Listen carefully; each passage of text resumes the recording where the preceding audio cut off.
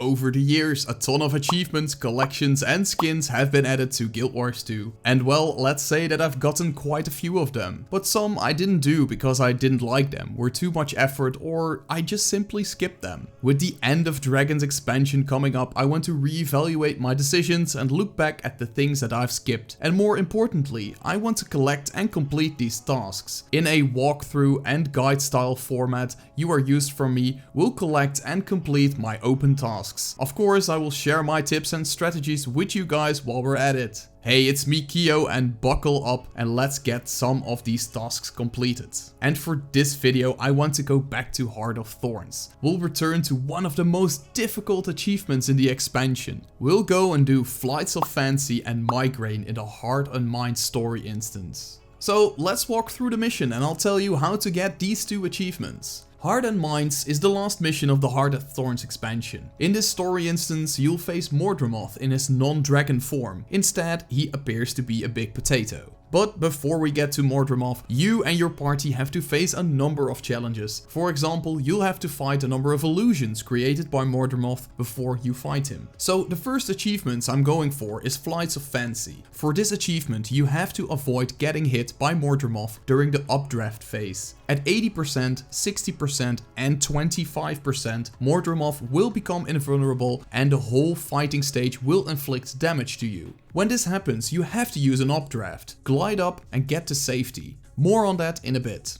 Migraine is plain and simple, it's a challenge mode. Enemies do a lot more damage, and if your party members die, you cannot res them and they cannot rejoin the fight. They can only spectate the remaining players that are still alive. If you decide to do Migraine, you'll need a party of 5. It is advised to not do both Flights of Fancy and Migraine at the same time. Flights of Fancy requires you to be very focused during the Mordramoth fight. Any damage you'll take is amplified by the Migraine challenge and thus can result in you taking more damage. This makes Flights of Fancy significantly harder because you gotta focus on two things. Luckily, I had some help from my guild, TDA, and we managed to get both achievements in one go. Now let's walk through the mission with both Flights of Fancy and Migraine activated. And as with many things in life and also in video games, preparation is half the work. In this mission, I ran a standard healing Firebrand build. This build is commonly used in many Raid, Fractal and other endgame setups. The only adjustment I've made is the change of my elite skill. I used the Mantra of Liberation to give myself and my party stability so I can avoid getting knocked down during the last fight. Furthermore, we had a Firebrand that was partially condition based and partially support based. It was not really necessary though, but we just wanted to be sure. And next to that, we had another Firebrand that was pure condition damage. We also had a Power Druid and a Warrior with banners for some extra power. So we have one dedicated healer and two players that can provide buffs. We need this to stay alive and do enough damage to the bosses we face during this instance. When you enter the instance and make your way up to Thorn, make sure to activate the challenge mode to the left of him. Once you have done that, you have to choose a path to follow. This will impact the challenges you have to face. Since we are doing the challenge mode, we want to choose the easiest path, and that's Bram's path. Never take Cave's path. This path is significantly harder. A cinematic will begin to play, and once that has finished, you are up against an illusion of air. And before we start, I want to mention that you have to res your allies when they go down. Once they are fully dead, they will be teleported out of the arena and they won't be able to help you until the next fight or when you retry the fight. In normal mode, this should be easy and straightforward. With the challenge mode activated, it becomes more challenging and we need some tactics.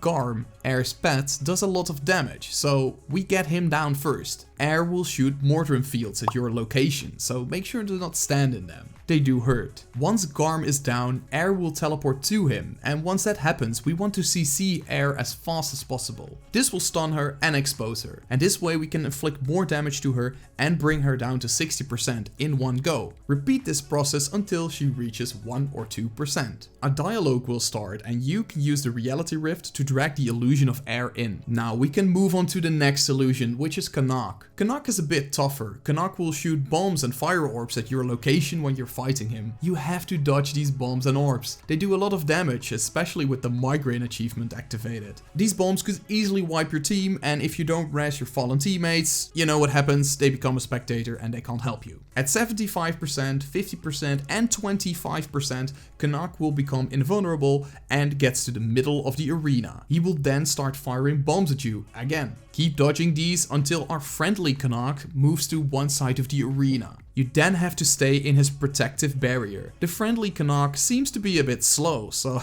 we can't move to the side right away. So be ready to heal and dodge the bombs that he fires at you. Once our friendly Canuck reflects the bomb, the enemy Canuck will be vulnerable again. Repeat this process until he goes down. And since we are doing the migraine achievement, the bombs do a lot of damage, so please dodge them. I can't stress this enough. And like with air, once he reaches 1 or 2%, you can pull him into the reality rift when you are done. And now the hard part. Let's face Mordremoth. Be prepared for at least 15 minutes of intense gaming. Don't pick up your phone and leave the doorbell ringing for a bit. First, Mordremoth will summon illusions of your friends and allies. As with the other two fights, get that illusion down and pull it into a nearby reality rift. But there is a tricky part here. Mordremoth will create damaging fields as well that could instantly down you. And if you die here, you will once again go into that spectator mode we have talked about before. So avoid standing in these. It is advised to bring a ranged weapon as well. This way you can still damage the illusion from afar if it's behind the damaging fields. And remember to stick close to your healer. Don't run off too far. Once you have damaged the illusion and you pulled it into the reality rift, it's time to face Mordremoth. The illusion you defeated will become friendly and assist you in battle. Once you are up against Mordremoth, be careful. He can quickly apply a lot of confusion to you and your allies. And if you have 25 stacks of confusion, which he will rapidly apply, this can deal a significant amount of damage to you whenever you use a skill. So make sure to cleanse this condition as fast as possible. This first phase is pretty straightforward. You want to get Mordremoth down to about 80% by just damaging him. And once again, be careful for the blue fields and make sure to res your allies when they go down. At 80%, you have to be quick if you are going for the Flights of Fancy achievement. As soon as Mordremoth reaches 80% health, updrafts will spawn and you have to glide up as fast as possible. During this phase, you must avoid getting hit. If you get hit, you won't get the achievement.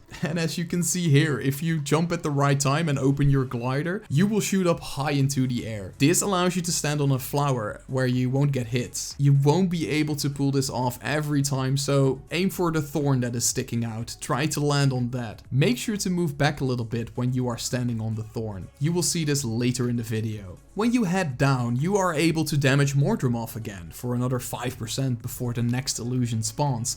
He does a new attack and you should be able to dodge that. What you should look out for is that eye he summons. The eye will shoot a good number of little orbs that damage you and apply 2 torment to you. If you get torment and you move, you'll take damage. So once again, make sure to cleanse this because he can rapidly apply that torment to you. Also, bring a reflection skill to limit the hits you will receive from this eye.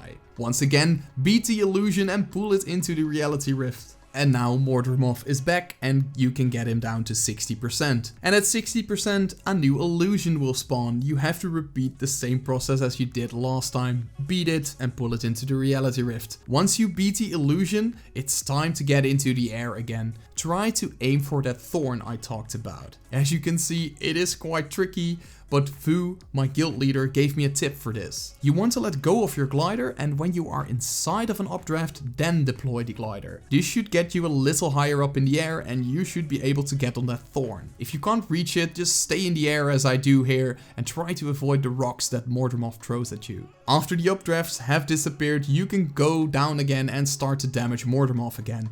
This part is actually easy compared to the other phases. He will only use mechanics he already used. Take it easy and get him down to 25%. At 25%, it's time to get up into the air again, and this time I was able to get onto that thorn I talked about before. You can stand where I stand and just wait until the phase passes. But watch out, he can still hit you with rocks, so be ready to move a little bit. As you can see, after this phase, I got into a little bit of trouble. Only me and my guild leader Vu were still alive, so it was up to us to finish the fight. My other guildies have sadly died in the previous fights, and they can only spectate us from above. If you happen to be in a similar situation, make sure to hit the shadow creatures. If you kill any of them, you can rally and get back up. At this phase, we cannot hit Mordremoth. We have to stay alive near the reality rift until it opens up. When Canuck starts a dialogue and says it's open, use it and it will stun Mordremoth. You have to repeat this process until Mordremoth gets to 1 or 2%. For me, this became quite stressful. If you look at the footage, I wasn't able to execute a normal dodge, and if I did dodge, I dodged at the wrong moments, and I kept running out of endurance, and I was using the wrong skills. It was a recipe for disaster. Luckily, we still managed to pull it off.